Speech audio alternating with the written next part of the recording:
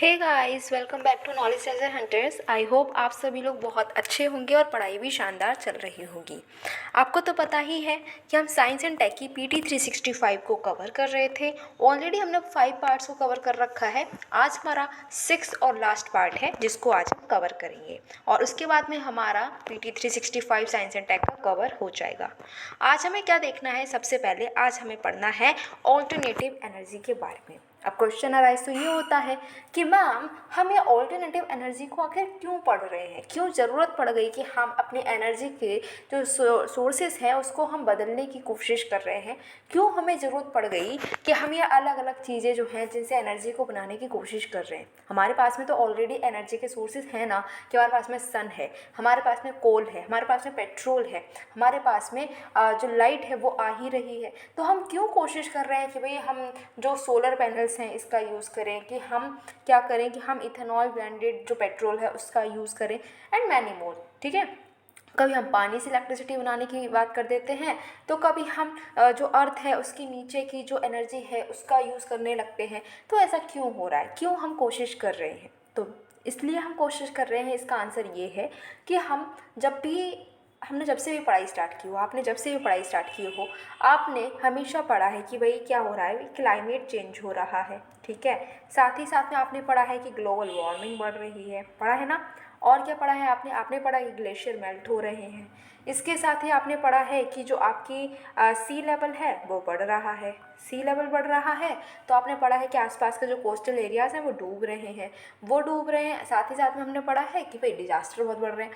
मतलब क्या कि बहुत सारी प्रॉब्लम्स हम देखने को मिल रही हैं हमें, है ना। तो ये सब क्यों हो रहा है?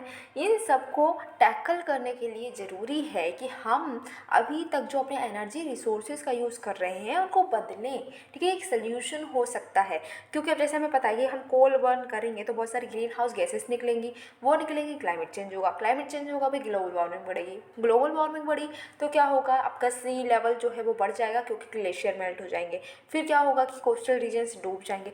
मतलब क्या है, एक ना एक चीज़ एक दूसरे से क्या है, कनेक्टेड है। जस्ट बिकॉज हमने कोल बर्न किया तो उसके बदले हमें मिल क्या रहा है कि हमारा तो पूरा सिस्टम ही हिल गया, राइट। इसीलिए हम चाह रहे हैं कि हमें क्या हो, ऑल्टरनेटिव एनर्जी के रिसोर्सेज का पता चले। इतना समझ में आया? हाँ जी, समझ में आया।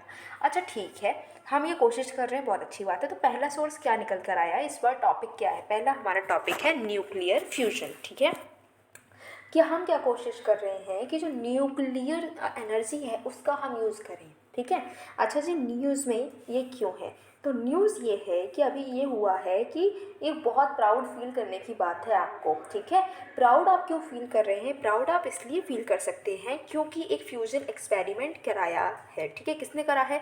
जो आपकी कैलिफोर्निया की एक लैब है, लॉरेंस लिवरमोर नेशनल लैब। ठीक है, तो इस लैब के जो साइंटिस्ट हैं उन्होंने अभी एक फ्यूजन एक्सपेरिमेंट किया था, लेजर्स का यूज़ किया, और उस एक्सपेरिमेंट में पहली बार ऐसा हुआ है कि उनको कुछ सक्सेस मिली है, उन्होंने कुछ एनर्जी को बनाया है। ठीक है, न्यूक्लियर फ्यूजन करके उन्होंने पहली बार कुछ छोटा सा अमाउंट है, जो उस छोटे से अमाउंट की एनर्जी उन्होंने बना दी है, मतलब उनको थोड़ी सी सक्सेस मिली है, इसीलिए हम खुश हो सकते हैं।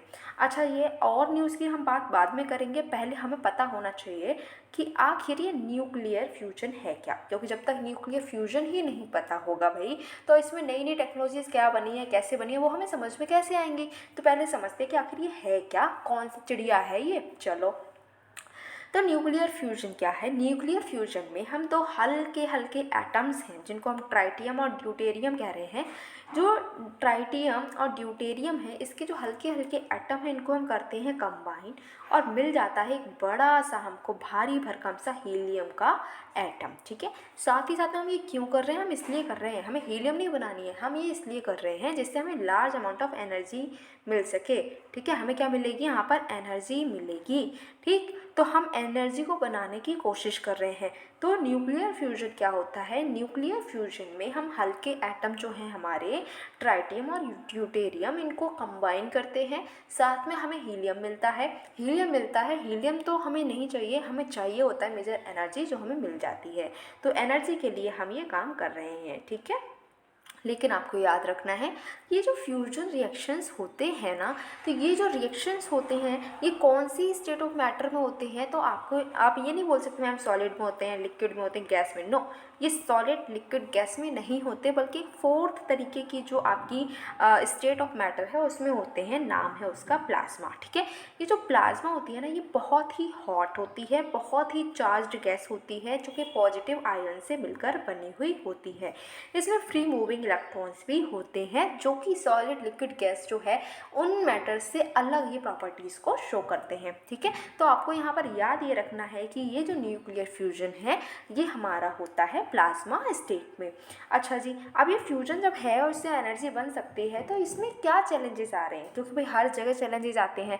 हमारी तैयारी हम कर रहे हैं तो हर पर्सन के अलग अलग मोड पर, तैयारी के अलग अलग स्टेज पर कोई ना कोई चैलेंज आकर मिल ही जाता है, राइट। हम भी किसी ना किसी चैलेंज से लड़ ही रहे होते हैं ऑल टाइम। ठीक है, ऐसा नहीं कि लाइफ में कभी भी हमें कोई चैलेंज देखने को नहीं मिल रहा है, कभी ना कभी कहीं ना कहीं हर टाइम हम किसी ना किसी चैलेंज को टैकल कर रहे होते हैं।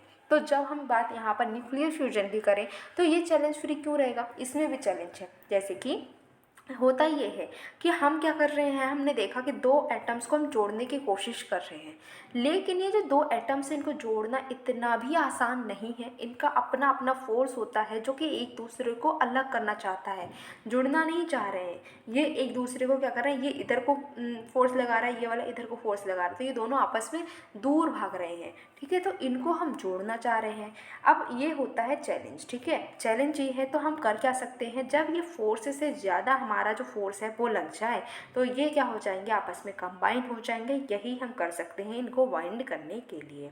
ठीक है, अब न्यूक्लियर फ्यूजन समझ में आया है, हाँ जी आ गया है। न्यूक्लियर फ्यूजन तो समझ में आ गया, लेकिन हम सब की सबसे बड़ी कन्फ्यूजन रहती है जब भी फ्यूजन और फिजन का नाम आता है कि मैम ये न्यूक्लियर फ्यूजन कौन सा वाला होता है, न्यूक्लियर फिजन कौन सा वाला होता है। क्योंकि ज़्यादातर हमें ये तो याद रहता है कि दो प्रोसेसेस होती हैं, एक न्यूक्लियर फ्यूजन होता है, एक न्यूक्लियर फिजन होता है। बट कन्फ्यूजन ये रहती है भाई कौन सी प्रोसेस किस में हो रही थी, न्यूक्लियर फिजन में क्या हो रहा था और फ्यूजन में क्या हो रहा था। तो आज आप ये भी क्लियर कर सकते हैं, साथ में चलते हुए चलेंगे हम इसको। देखो फिजन में ना, फिजन में आप याद रखो, अगर आपने 9th क्लास में बायो भाई अगर क्या आप सबने पढ़ी है, हम सब ने 9th क्लास में पढ़ा ही है, राइट। 9th क्लास में हमने देखा था कि जो आपका एसेक्सुअल रिप्रोडक्शन होता है उसमें हमने देखा था अमीबा। ठीक है, अमीबा का क्या होता है, फिजन होता है ना, वो तोड़ देता है, अपने आप को अलग अलग टुकड़ों में बांट देता है। तो हम क्या बोलते थे, उसको फिजन बोलते थे ना। ऐसे ऐसे ये अमीबा है, अब ये इसमें ये वैक्यूल होता था और ये टूट जाता था, दो अमीबा बन जाते थे। इस प्रोसेस को हम फिजन बोलते थे। मतलब अगर आपको याद हो तो आप याद रख सकते हैं। यहाँ पर देखो, अगर आपको याद नहीं है तो आप इसको याद करने की जरूरत नहीं है, यहाँ पर हम अमीबा कुछ नहीं पढ़ रहे हैं। बट अगर आपको वो चीज़ याद है तो आप यहाँ से कनेक्ट ये कर सकते हैं कि फिजन में क्या हो रहा था कि एक अमीबा दो में टूट जा रहा था, राइट। तो उसको हम फिजन बोल रहे थे। तो यहाँ पर भी वही चीज़ है कि एक एटम जो है, बड़ा सा एटम, भारी भरकम एटम जो है वो दो एटम में टूट जाएगा। ये तो कहानी है फिजन की। ठीक है, ये क्या है, कहानी फिजन की। ऐसे ही फ्यूजन की बात करें तो फ्यूजन में क्या है कि दो एटम जो हैं ये मिलकर एक बड़ा एटम बना लें तो हम बोलते हैं फ्यूजन। जैसे हम बोलते हैं ना फ्यूज हो जाना, दो चीज़ें जो है फ्यूज हो जा रही हैं बिल्कुल। जैसे हम बोलते हैं कि इंडो वेस्टर्न फ्यूजन। ठीक है, कोई डिश हम खाते हैं, कोई डिश होती है तो हम बोलते हैं नहीं ये तो इंडो वेस्टर्न फ्यूजन है, ये डिश जो है ये फ्यूजन डिश है, राइट। तो हम इसमें क्या कर रहे होते हैं, दो चीज़ों को जोड़ कर बना रहे होते हैं। जैसे हम इंडो वेस्टर्न कोई कपड़े पहन रहे होते हैं, ठीक है, तो हम क्या बोलते हैं ये तो इंडो वेस्टर्न फ्यूजन है, हमारे जो कपड़े हैं ये स्टाइल कैसे इंडो वेस्टर्न फ्यूजन है। तो फ्यूजन में क्या हो रहा है ना कि दो एटम मिल जा रहे हैं, बड़ा आइटम बना रहे हैं, ये तो हो रहा है फ्यूजन। ठीक है, फ्यूज हो जा रहे हैं, दोनों चीज़ें मिल जा रही हैं आपस में। अब फिजन में है कि ये टूट कर दो अलग अलग बन जाए। इतनी चीज़ समझ पाई फिजन और फ्यूजन में, हाँ जी समझ में आ गई। नेक्स्ट है कि जो फिजन है ना, फिजन के नेचर में कॉमन नहीं है, बट हमें फ्यूजन जो है ना वो स्टार्स में, सन्स में, हर जगह देखने को मिलता है। तो हमें नेचर में क्या चीज़ देखने को मिल जाएगी, नेचर में देखने को मिलेगा फ्यूजन। ठीक है, फ्यूजन नॉट दी फिजन। ठीक, फिर है जो आपका फिजन है इसके लिए हाई स्पीड न्यूट्रॉन्स की ज़रूरत होती है। अगर फिजन करना है फिजन तो हमें हाई स्पीड न्यूट्रॉन्स चाहिए होंगे। वहीं पर अगर हम फ्यूजन करना चाहते हैं तो अभी हमने देखा था कि हाई टेम्परेचर चाहिए, बहुत हाई टेम्परेचर चाहिए और हाई प्रेशर कंडीशंस चाहिए हैं। ठीक है, फिजन में हाई एनर्जी मिलेगी और फ्यूजन में क्या होता है कि हमें हाई एनर्जी मिलेगी, साथ ही साथ में ऐसा भी हो सकता है कि कभी कभी जो है एनर्जी ना भी मिले। ठीक है, अगर हम लाइट न्यूक्लियाई जो है लाइट एटम्स हैं उनको जोड़ेंगे तो हमें एनर्जी मिलेगी। बट अगर हम हैवी किसी आइटम जो हैवी आइटम्स हैं इनको जोड़ दिया तो ज़रूरी नहीं है कि एनर्जी मिले, हो सकता है एनर्जी ना भी मिले, ठीक है। अच्छा एग्जाम्पल देख लो, तो हम जो बम्बार्डमेंट करते हैं यूरेनियम 235 का, ठीक है, वो होता है फिजन में, और फ्यूजन किस में होता है, ड्यूटेरियम ट्राइटियम में होता है फिजन, ठीक है। अच्छा जी, इतना समझ में आया न्यूक्लियर फ्यूजन के बारे में, थोड़ा और समझ लो। अब क्या कहा जा रहा है कि कंडीशंस कौन सी चाहिए होती हैं, कौन सी कंडीशंस रिक्वायर्ड हैं फ्यूजन करने के लिए। तो जो टेम्परेचर हमने देखा ना कि हाई टेम्परेचर चाहिए, तो हाई टेम्परेचर कितना चाहिए, सोच भी नहीं सकते हम इतना, 100 मिलियन डिग्री सेल्सियस, समझ सकते हो, 100 डिग्री में पानी उबल जाता है, राइट। और यहाँ पर कितना चाहिए, 100 मिलियन डिग्री सेल्सियस, इतना टेम्परेचर चाहिए तब ये फ्यूजन हो पाएगा। सेकंड थिंग कि हाई इनफ डेंसिटी जो है हमें लंबे समय तक, डेंसिटी इतनी बहुत हाई डेंसिटी जो है लंबे समय तक मेंटेन करके रखनी होगी, जिससे कि हम जितने रेट का फ्यूजन करना चाह रहे हैं वो फ्यूजन हो सके, ठीक है।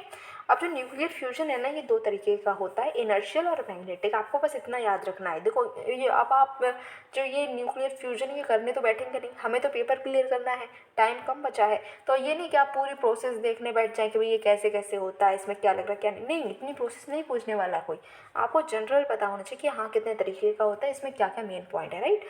तो इनिशियल जो इनर्शियल फ्यूजन है ना, इसमें क्या होता है, मैग्नेटिक में क्या होता है, आपको बस इतना याद रखना है। तो इनर्शियल में आपको याद रखना है कि लेज़र बीम से वो एक पर्टिकुलर जगह पर बहुत ज़्यादा कॉन्सेंट्रेट करी जाती हैं लेज़र बीम्स, ठीक है, जिससे कि यहाँ का टेम्परेचर बहुत ज़्यादा हो जाए। कभी आपने देखा है ना, आपने कभी अगर बचपन में किया हो कि जो लेज़र होता है ना, लेज़र लेंस होता है, उसको अगर हम सनलाइट देते हैं, फिर सनलाइट के ऊपर रखते हैं, तो वो नीचे अगर पेपर रखे तो उसमें आग लग जाती है। वो क्या कर रहे हैं, हम इतना ज़्यादा जो पेपर पर टेम्परेचर उसका हाई कर देते हैं, जो सनरेज़ है ना उसकी गर्मी इतनी कॉन्सेंट्रेट कर देते हैं उस पेपर पर कि वो पेपर जल जाता है। तो यही यहाँ पर करने की कोशिश हम कर रहे हैं कि जो लेज़र बीम्स है ना वो ऐसी एक जगह पर डाल रहे हैं जिससे कि एक जगह का टेम्परेचर जो है वो बहुत ज़्यादा हाई हो जाए। ये तो हो गया इनर्शियल फ्यूजन, ठीक है, समझ में आ चुका है। नेक्स्ट है मैग्नेटिक फ्यूजन। इसमें हम क्या करते हैं कि जो प्लाज्मा के क्यूब्स हैं ये ऐसे बहुत सारे रख देते हैं, ठीक है, और इसके चारों ओर मैग्नेट रखते हैं, चारों ओर क्या रखते हैं, हम मैग्नेट रखते हैं, और उस मैग्नेट से हम क्या करते हैं, इसकी टेम्परेचर को हाई करने की कोशिश करते हैं। एडवांटेजेस ये होते हैं कि भाई बहुत सारी एनर्जी आपको मिल जाती है, फ्यूल बहुत सारे अवेलेबल हैं, कोई भी आपकी ग्रीन हाउस गैस जो है वो ज़्यादा एमिट नहीं होती है, ठीक है। चैलेंज ये है कि ये इसमें पहली बात तो हाई टेम्परेचर इतना चाहिए है, इतनी लंबे समय तक ये हाई डेंसिटी को मेंटेन रखना है, और प्लाज्मा स्टेट में ये होगा, और ये तीनों ही चीज़ें अचीव करना काफ़ी मुश्किल है। चलो इतना तो हमने समझ लिया, न्यूक्लियर फ्यूजन तो हमें बहुत अच्छे से समझ में आ ही चुका है।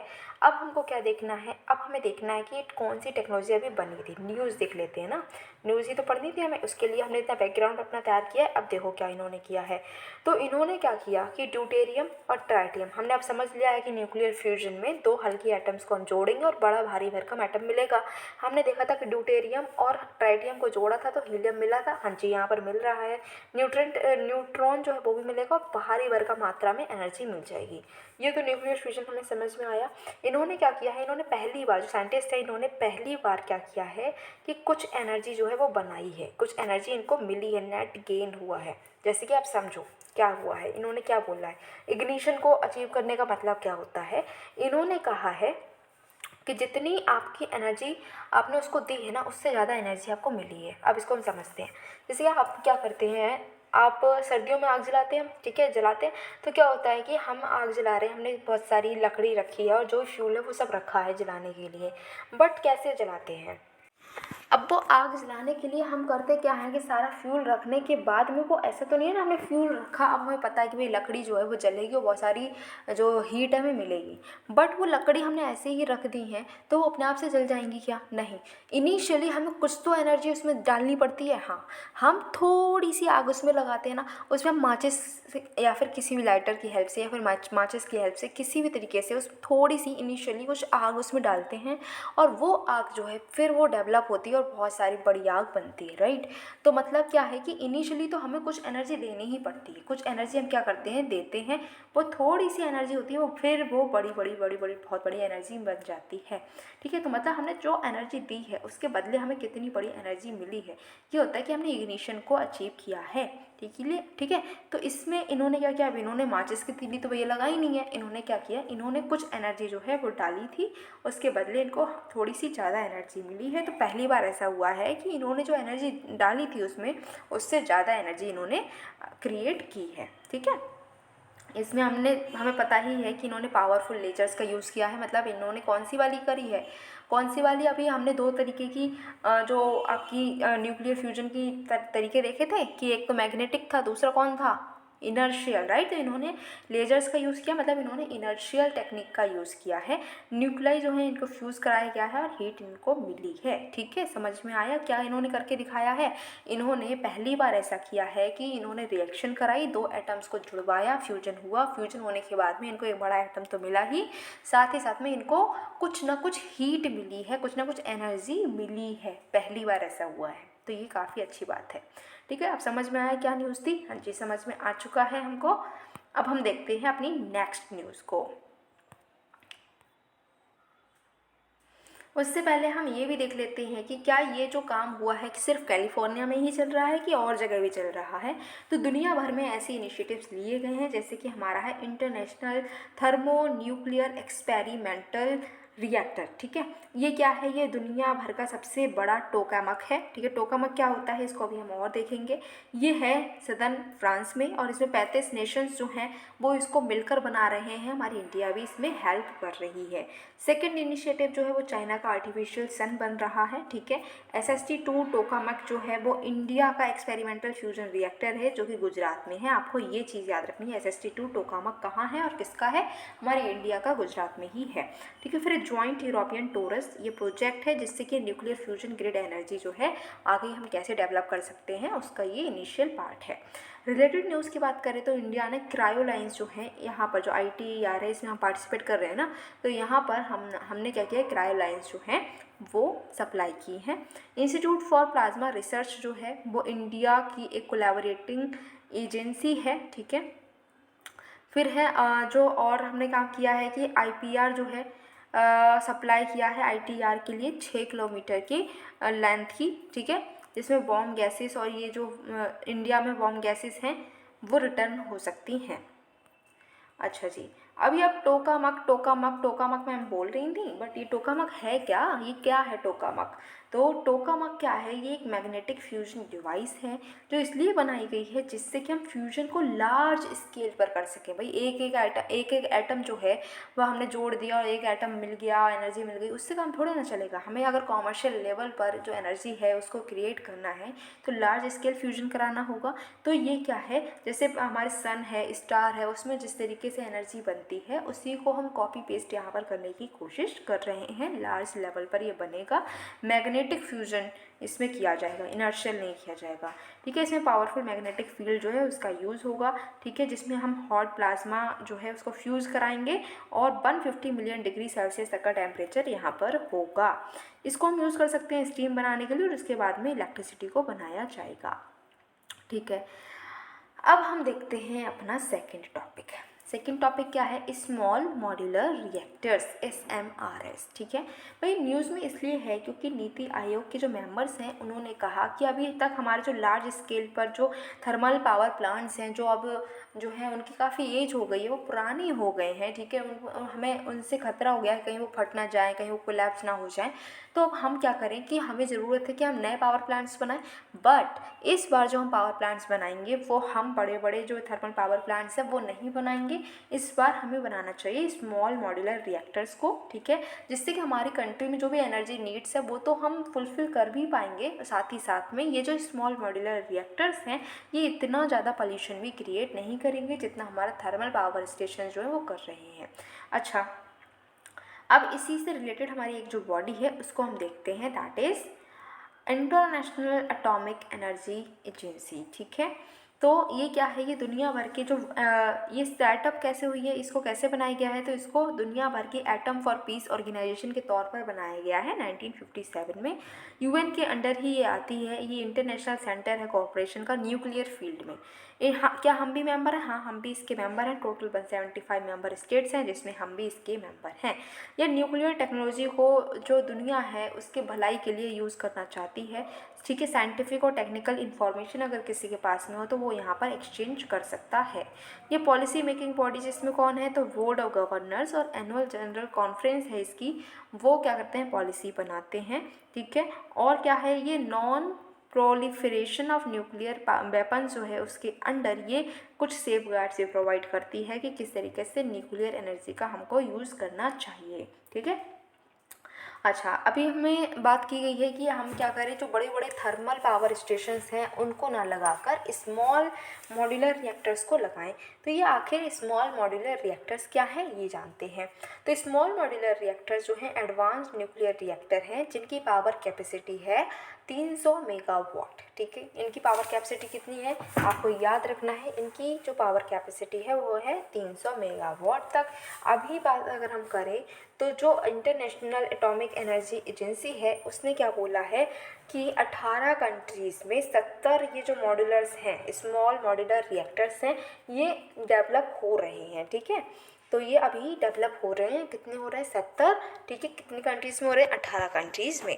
अभी जो स्मॉल मॉड्यूलर रिएक्टर्स हैं इनको लगाने की बात कही गई है, तो आखिर इनके कुछ फ़ायदा तो होगा ना। अगर फ़ायदा ना होता तो इनको लगाने की बात ही नहीं की जाती। तो हाँ, इनका कुछ फ़ायदा है, जैसे कि स्मॉलर फुटप्रिंट, मतलब क्या कि ये जो है ऐसी लोकेशन पर भी लग सकते हैं जहाँ पर बड़े बड़े न्यूक्लियर पावर प्लांट्स नहीं लग सकते, ठीक है। ऐसी साइट्स हैं जहाँ पर बड़े बड़े न्यूक्लियर पावर प्लांट्स नहीं लगा सकते, तो वहाँ पर ये लग सकते हैं, ठीक है। इनको हम अफोर्ड भी कर सकते हैं, इनको जो है ईजिली हम मैन्युफैक्चर कर सकते हैं, शिफ्ट भी कर सकते हैं और ये इंस्टॉल भी हो सकते हैं बहुत ही अफोर्डेबल प्राइसेस में, तो इतने महंगे भी नहीं हैं। इससे हमारी जो कंस्ट्रक्शन की कॉस्ट है उसको भी कम लगेगी और ये आसानी से बन जाएंगे, ठीक है। अभी जो IAEA है उसने इस्टेब्लिश किया है एक प्लेटफॉर्म जिसमें हम किस तरीके से इसको अप्लाई करेंगे, इसको कैसे हम लगाएंगे, ठीक है। इसको लगाने के लिए जो जो टेक्निक चाहिए वो सब यहाँ पर आपको मिल जाएगी। फिर अगर हम जो ये रिएक्टर्स की बात करें ना, तो मेजरली 3 तरीके के रिएक्टर्स होते हैं। माइक्रो रिएक्टर्स होते हैं, स्मॉल मॉड्यूलर रिएक्टर्स जिनके बारे में अभी हम पढ़ रहे हैं, और कन्वेंशनल न्यूक्लियर रिएक्टर्स होते हैं। पावर कैपेसिटी की बात करें तो 10 मेगावाट से भी कम जो पावर है वो बनेगी माइक्रो में, ठीक है। स्मॉल में बनती है 300 मेगावाट तक की, और 700 मेगावाट से भी ज़्यादा बनती है कन्वेंशनल न्यूक्लियर रिएक्टर्स में, ठीक है। अब रीफ्यूल करने की ज़रूरत कब पड़ेगी? तो बहुत सारी साल जो हैं बिना रिफ्यूल के भी हम चला सकते हैं माइक्रो रिएक्टर्स को। लेकिन अगर हम बात करें स्मॉल मॉड्यूलर रिएक्टर्स की, तो ये 3 से 7 साल तक बिना रिफ्यूलिंग के चलेगा, लेकिन 7 साल होने के बाद आपको इसमें फिर से फ्यूल डालना पड़ेगा, ठीक है। कन्वेंशनल न्यूक्लियर रिएक्टर्स की बात करें तो 1-2 साल बाद ही हमें फिर से इसमें फ्यूल डालने की ज़रूरत पड़ती है। नेक्स्ट टॉपिक, और मेरा बिल्कुल फेवरेट टॉपिक इस पूरी साल में, अगर साइंस एंड टेक में कुछ बहुत ही ज़्यादा अट्रैक्टिव, कुछ बहुत ही ज़्यादा अच्छा हुआ है तो वो है हाइपरलूप टेक्नोलॉजी, ठीक है। हाइपरलूप टेक्नोलॉजी अगर आ गई ना तो समझ लो लाइफ बिंदास हो जाएगी। वाई? अभी पढ़ते हैं आखिर ये क्या है, फिर आपको पता चलेगा हाँ ये कितनी बिंदास न्यूज़ है हमारे लिए, राइट। तो न्यूज़ ये है कि जो इंडियन रेलवेज़ हैं वो IIT मद्रास के साथ में कोलैब कर रहे हैं कि जो हम अपनी इंडिया का खुद का हाइपर लूप सिस्टम बना सकें। बट मैम आप बोल रही हैं ये बहुत ही अच्छी न्यूज़ है, आपको बहुत अट्रैक्ट किया इस न्यूज़ ने, तो आखिर न्यूज़ है क्या, क्या है ये टेक्नोलॉजी, ये बताओ। तो ये हम अभी समझेंगे, उससे पहले न्यूज़ में और क्या क्या है ये भी समझ लो। तो क्या है, एक टीम है जिसका नाम है आविष्कार हाइपर लूप, ठीक है। ये जो टीम है ये बनाई है IIT मद्रास ने। ये टीम काम कर रही है कि कैसे हम hyper loop based system of transportation को डेवलप कर सकते हैं। IIT मद्रास ने प्रपोज की है कि वो एक सेंटर ऑफ एक्सीलेंसी जो है उसको भी बनाएगा हाइपर लूप टेक्नोलॉजीज़ के लिए। चलो इतनी तो सब न्यूज़ की बात हो गई, बट अब देखते हैं मोस्ट इंटरेस्टिंग न्यूज़ क्या है। तो हाइपर लूप आखिर क्या होता है ये समझो। हाइपरलूप टेक्नोलॉजी जो है ना, वो क्या है, एक ऐसी टेक्नोलॉजी है जिसकी वजह से हम कुछ ही सेकंड में एक प्लेस से दूसरे प्लेस पर ट्रांसपोर्टेशन जो है वो कर पाएंगे। ठीक है, अभी हम बैठे हैं और हमें मन हो रहा है अच्छा अपने फ्रेंड के घर पे हुआ है ज़रा, तो हमें ज़रूरत नहीं है कि हम बाइक उठाएं, हमें ज़रूरत नहीं है कि हम किसी ऑटो से जाएँ, नहीं हमें ज़रूरत नहीं है कि हम अपनी साइकिल उठाएं, नहीं बिल्कुल ज़रूरत नहीं है। ठीक है, जितनी स्पीड एरोप्लेन में नहीं है उतनी स्पीड में हम इससे पहुँच सकते हैं हाइपरलूप से। तो कितनी अच्छी चीज़ है ना ये। तो वैक्यूम ट्रेन बनाई जाएगी जो कि बहुत ही फास्ट और इफ़िशिएंट वे में ट्रांसपोर्टेशन ये जो है कर सकती है। अच्छा, अब ये कैसे काम करेगी क्या नहीं है ये हम समझते हैं। सबसे पहले इसकी कैरेक्टरिस्टिक्स को देखो।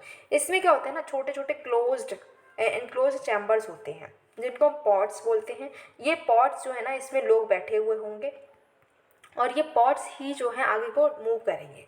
अब ये दोस्त क्या होता है समझो, ये जो है एक लाइन बिछाई जाएगी, अंडरग्राउंड होगी। जैसे अंडरग्राउंड हम देखते हैं ना, माइंस होती हैं, गुफा जैसी होती है ना, केव्स होती हैं, वैसे ही नीचे बनाया जाएगा। ठीक है, अंडरग्राउंड बनाया जाएगा, तो आपको लैंड पर नहीं दिखेगा, नीचे नीचे ये बनेगा। अब यहाँ पर क्या होगा, जो है पॉड्स बनेंगे, ये पॉड है। ठीक है, एक ये पॉड है, ऐसे और भी होंगे। लेकिन अब ये पॉड्स है ना, इसमें कुछ एक लिमिटेड नंबर होगा, इतने लोग यहाँ पर बैठेंगे, तो इसके अंदर ही लोग जो सीट वीट लगी होंगी भाई, इसमें लोग बैठ जाएंगे। ठीक है, बैठ जाएंगे। अब क्या होगा कि ये जो लाइन है ना, इनके बीच में वैक्यूम क्रिएट किया जाएगा। अब वैक्यूम, इसके अंदर तो ऑक्सीजन होगी, ये मैं सोच रहा हूँ भाई वैक्यूम हम तो मर ही जाएंगे, नहीं आप नहीं मरोगे भाई, इसमें क्या होगी, ऑक्सीजन होगी। लेकिन बाहर क्या है, ये इस पूरी स्पेस में ना वैक्यूम है। इस पूरी स्पेस में जो ये केव है ना, इसमें क्या है, वैक्यूम में सारी हवा निकाल दी गई है। और आपको पता है ना, मैग्नेट जो होती है, मैग्नेट ये होता है नॉर्थ, ये होता है साउथ, राइट। अगर ये है तो नॉर्थ साउथ, अगर हम इसको ये जो पोल्स हैं इनको अगर चिपकाएंगे तो ये आपस में चिपक जाएंगे, है ना। बट यहाँ पर नॉर्थ और नॉर्थ को अगर हम मिला दें तो क्या होगा, ये आपस में दूर दूर भागेंगे, ये इधर को भागेगा और ये इधर को भागेगा, है ना। तो इसी दूर दूर जो ये भाग रहे हैं, इसी का हमने यूज़ किया। यहाँ पर मैग्नेट्स लगाई गई हैं, अपोजिट जो सेम जो पोल्स हैं उनको लगाया गया है। तो वो एक दूसरे को इधर उधर भाग रहे हैं, इसी वजह से ये चीज़ इधर भाग रही है, ये चीज़ इधर भाग रही है। ठीक है, और ये आगे को मूव कर जाएगी। यही जो टेक्नोलॉजी है ये हाइपरलूप टेक्नोलॉजी है। ठीक है, आई होप आपको थोड़ा बहुत तो समझ में आया ही होगा। ये जो वीडियो है इसको देखने के बाद में आपको करना ये है, इंटरेस्टिंग अगर आपको थोड़ी सी न्यूज़ जानने का मन हो तो आप एक बार यूट्यूब पे देखना हाइपरलूप टेक्नोलॉजी कैसे काम करती है ना, तो आपको उसमें देखने को मिलेगा कि वो एक बहुत ही अच्छा सा, बहुत अच्छा सा उसमें लुक दिया गया है। ये जो पॉड्स हैं इसमें लोग बैठे हैं और मूव कर रहे हैं बहुत फास्ट स्पीड में, राइट।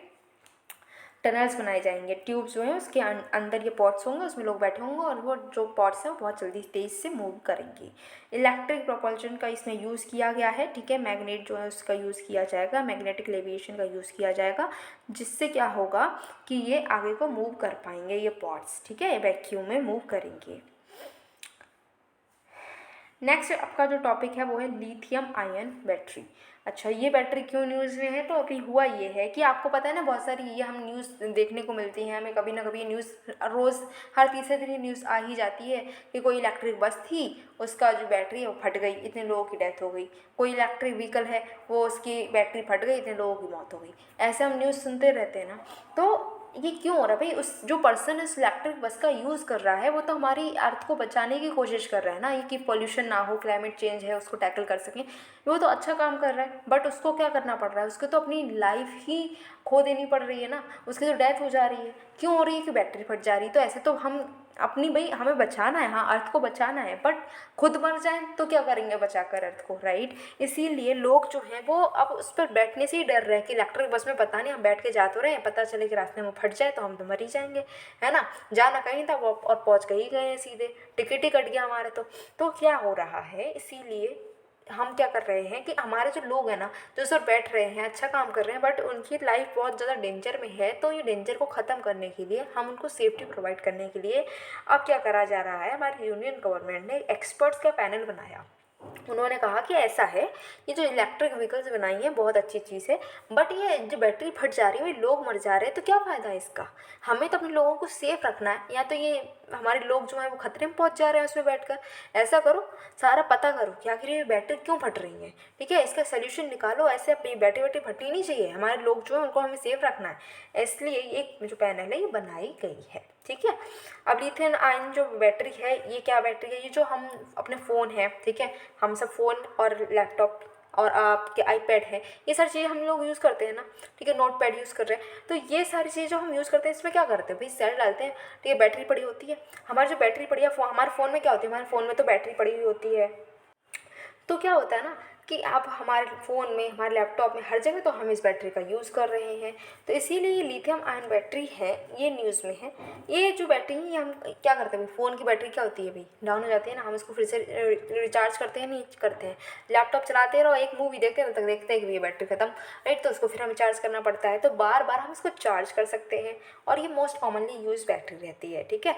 अब इसमें आपको बस ज़्यादा डिटेल में कि कैसे काम होता है, कैसे नहीं, कहाँ एनोड है, कहाँ कैथोड है, इसमें क्या पॉजिटिव क्या क्या नेगेटिव, इतना नहीं पढ़ना है भाई, हमें कोई बैटरी बनाने थोड़ा ना बैठना है, हमें तो अपना पेपर क्लियर करना है। तो उसके लिए हमें बस इतना पता होना चाहिए कि इसमें क्या क्या होगा, कौन से कंपोनेंट है जो लिथियम आयन बैटरी में होते हैं। तो एनोड होता है, कैथोड होता है, सेपरेटर होता है और एक्वस इलेक्ट्रोलाइट होता है, दैट्स इट। इतना ज़्यादा डीप में, बहुत डीप में डूब कर मत पढ़ने बैठ जाना, ठीक है, प्रीलिम्स क्लियर करना है अभी। अच्छा, अब कौन कौन से स्टेप्स लिए गए हैं इन लिथियम आयन बैटरीज के लिए। तो सबसे पहले एक मिशन है, national mission on transformative mobility. इसमें हम अपनी डोमेस्टिक लेवल पर हम क्या कर रहे हैं, लिथियम आयन सेल मैन्युफैक्चरिंग को प्रमोट कर रहे हैं। क्योंकि अब ज़्यादातर ना हम लिथियम आयन जो है, लिथियम आयन बैटरीज जो हैं, इनको इंडिया में बना ही नहीं रहे। इनको हम क्या करते हैं, और दूसरी कंट्रीज से इनको हम इम्पोर्ट करते हैं। और हमको पता है कि इम्पोर्ट हम जितना करेंगे हमारे फॉरेक्स कम होते रहेंगे। तो इसीलिए हम अब क्या कर रहे हैं कि इनको यहाँ पर ही इंडिया में ही बनाने की कोशिश कर रहे हैं। इसरो और बेल ने एक एग्रीमेंट किया है कि हम लिथियम आयन बैटरीज को कम पैसे में बनाएंगे, ठीक है। हमारे इंडिया का पहला लिथियम सेल प्लांट भी बना है। कहाँ बना है, तिरुपति में बना है, आंध्र प्रदेश में लोकेटेड है। आपको यहाँ पर सबसे इम्पॉर्टेंट चीज़ याद रखनी है, लिथियम ट्रायंगल को, ठीक है, लिथियम ट्रायंगल को। तो आपको सबसे पहले आपने जब पढ़ाई स्टार्ट की क्या पढ़ा था, बताओ, ABC, बस ABC यहाँ पर याद रखना है, ठीक है। तो लिथियम ट्रायंगल में 3 कंट्रीज आती हैं, अर्जेंटीना, ठीक है, बोलीविया और चिले, ठीक है। तो ABC आपको याद रखना है, ठीक है। अब ये जो लिथियम आयन बैटरीज हैं, ठीक है, लिथियम आयन बैटरीज जो हैं, इनकी अगर हम बात करें तो क्या एडवांटेजेस है। इसके एडवांटेजेस की बात करें तो चार्ज डेंसिटी इसकी ज़्यादा रहती है, वोल्टेज ज़्यादा मिलते हैं, एनर्जी डेंसिटी इसकी ज़्यादा है और सेल्फ डिस्चार्ज हो जाती है, ठीक है। लेकिन ये जो सेल्फ डिस्चार्ज होती हैं बहुत धीरे धीरे होती है भैया। अगर हम सुबह फ़ोन चार्ज कर लें और बढ़िया हमारी बैटरी इसमें पड़ी हुई है तो क्या रहता है कि 1-2 दिन चल जाती है, अगर हम ज़्यादा पूरे दिन इंस्टाग्राम और यूट्यूब पर ना बैठे रहें, ठीक है, पूरे टाइम अगर हम ना चलाएं इसको। बट अगर हम पूरे टाइम भी चला रहे हैं कि भाई फ्री बैठे, लाओ शॉर्ट्स देख लें, लाओ रील्स देख लें, लाओ, ठीक है, तब क्या होगा, तब हो जाता है कि आधे दिन तक तो चली जाती है ना बैटरी हमारे फ़ोन की। तो मतलब कि जो डिस्चार्ज होता है वो धीरे धीरे होता है। डिसएडवांटेज ये है कि थर्मल रन भी हो जाता है, स्टेबल नहीं है, और लिथियम अवेलेबल भी कहाँ है इतना, तो सबसे बड़ी डिसएडवांटेजेस तो ये है। अच्छा, लिथियम जो है ये बहुत न्यूज़ में है, तो लिथियम के बारे में हमें पता होना चाहिए। तो आपको याद रखना है कि सबसे हल्का सॉलिड मेटल है, ठीक है, हार्ड रॉक से ये बनता है। ऑस्ट्रेलिया इसका सबसे बड़ा सप्लायर है। और लेकिन अगर हम बात करें कि सबसे ज़्यादा ये मिलता कहाँ है, तो अर्जेंटीना, चिले, चाइना जो है सबसे ज़्यादा इसको प्रोड्यूस कर रहे हैं, ठीक है। सप्लाई कौन करता है सबसे ज़्यादा सप्लाई कर रहा है ऑस्ट्रेलिया, और बना कौन रहा है, अर्जेंटीना, चिले और चाइना, ठीक है। इंडिया में लिथियम की बात करें तो ये हमारे कर्नाटका के मांड्या डिस्ट्रिक्ट में जो है मिल जाता है लिथियम, ठीक है। लिथियम रिजर्व जो है अभी जम्मू कश्मीर में भी देखने को मिले हैं। इंडिया जितना भी लिथियम है उसको इम्पोर्ट ही करता है, जितना भी हमें चाहिए होता है लिथियम वो इम्पोर्ट ही करता है। सबसे ज़्यादा हम इम्पोर्ट करते हैं चाइना और हांगकॉन्ग से। अच्छा, अब अलग अलग तरीके की बैटरीज़ हैं जिनको हम कंपेयर कर रहे हैं। पहली है लीड एसिड बैटरीज, ठीक है। ये एक मैच्योर टेक्नोलॉजी है, कम कॉस्ट में बन जाती है, ठीक है, लेकिन ये बहुत ही हैवी होती है, बहुत ही बल्कि होती है। निकल कैडमियम अगर बैटरीज़ की बात करें तो हर साइज़ में ये मिल जाती है। इसको मूव भी अच्छे से कर सकते हैं, इसको स्टोर भी अच्छे से कर सकते हैं, 5 साल तक हम इसको यूज़ भी कर सकते हैं। बट इन्वायरमेंटल कंसर्न इसके बहुत ज़्यादा हैं, ठीक है। ये इस मेमोरी इफेक्ट पर हमारी जो है ये बहुत ज़्यादा असर डालती है, और ये सेल्फ बहुत ज़्यादा अपने आप से ये डिस्चार्ज होती है बहुत ही जल्दी। निकल मेटल हाइड्राइड बैटरीज़ की बात करें तो कंज्यूमर इलेक्ट्रॉनिक्स में सबसे ज़्यादा ये यूज़ होती है, लेकिन इन्वायरमेंटल इफेक्ट्स इसके बहुत ज़्यादा बढ़ रहे हैं क्योंकि कैडमियम जो है इसका हमें पता है कि हमारी बॉडी पर बहुत बुरा असर पड़ता है, ठीक है। तो लार्जर जो आपकी बॉडी लार्जर एप्लीकेशन में इसका यूज़ नहीं कर सकते क्योंकि ये बहुत ही महंगी होती है। ऑल सॉलिड स्टेट बैटरीज़ की बात करें तो एनर्जी डेंसिटी इसकी ज़्यादा होती है, ठीक है। इसकी लाइफ जो है वो बहुत ज़्यादा रहती है और चार्जिंग टाइम भी इसमें कम होता है। बट इसको बनाने में और इसका यूज़ करने में ही काफ़ी मुश्किलें हमारे सामने आकर खड़ी हो गई हैं। अब एक कंसेप्ट है बैटरी एनर्जी स्टोरेज। ये क्या होता है? तो एनर्जी स्टोरेज का मतलब है कि एनर्जी को हम कितना कैप्चर कर पा रहे हैं जिससे कि बाद में हम उसका यूज़ कर सकें, ठीक है। एनर्जी जो है हमने प्रोड्यूस किया, लेकिन एनर्जी अभी बन गई है, लेकिन बाद में यूज़ करना चाह रहे हैं तो हम कितनी उस एनर्जी को स्टोर करके रख पा रहे हैं, दैट इज़ एनर्जी स्टोरेज। अब इसको हमने 3 कैटेगरी में डिफाइन किया है। एक है कंज्यूमर इलेक्ट्रॉनिक्स एप्लीकेशंस, ठीक है, stationery application and transportation applications, ठीक।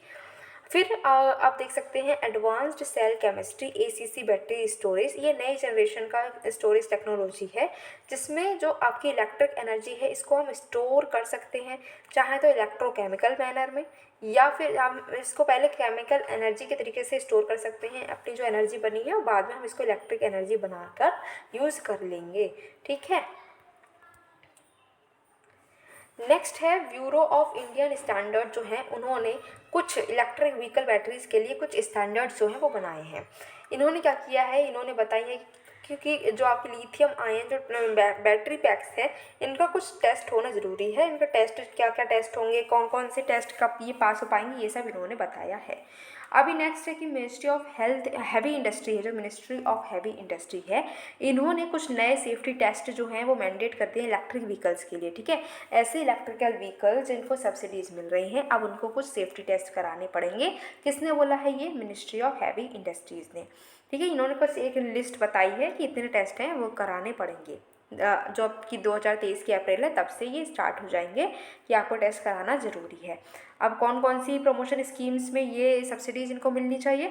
तो जो PLI स्कीम है, ठीक है, PLI स्कीम किसके लिए? ऑटोमोबाइल्स के लिए। नेक्स्ट है PLI स्कीम आपकी एडवांस केमिस्ट्री सेल के लिए और फेम। इन तीनों अगर स्कीम के अंडर इनको सब्सिडीज़ मिल रही है तो इनको कुछ टेस्ट जो हैं वो कराने ही पड़ेंगे।